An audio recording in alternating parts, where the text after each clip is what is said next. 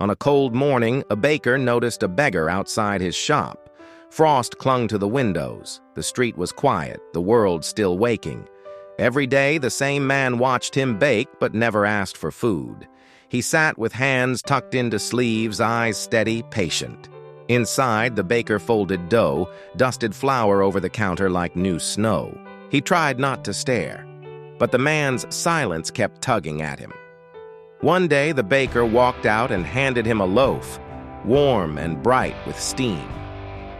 "For you," he said softly.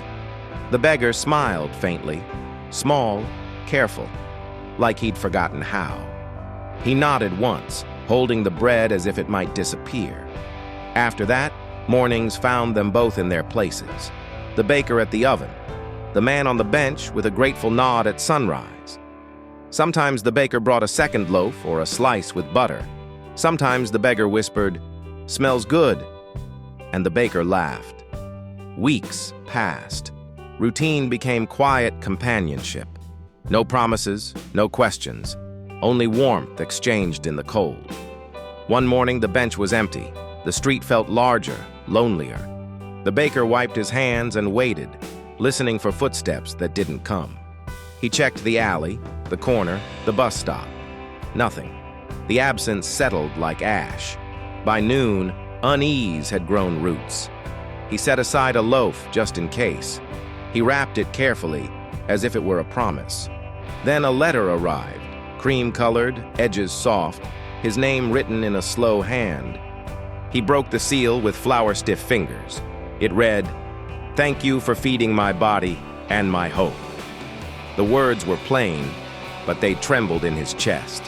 Inside was a check for $20,000, signed, "The Beggar."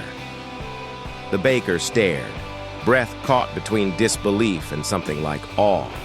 Turns out he was a wealthy man who lost everything: a house, a business, the tidy shape of his days. He had wandered through cities where faces slid past like rain. Kindness was the only thing he remembered. The baker set the letter on the counter and looked at the door.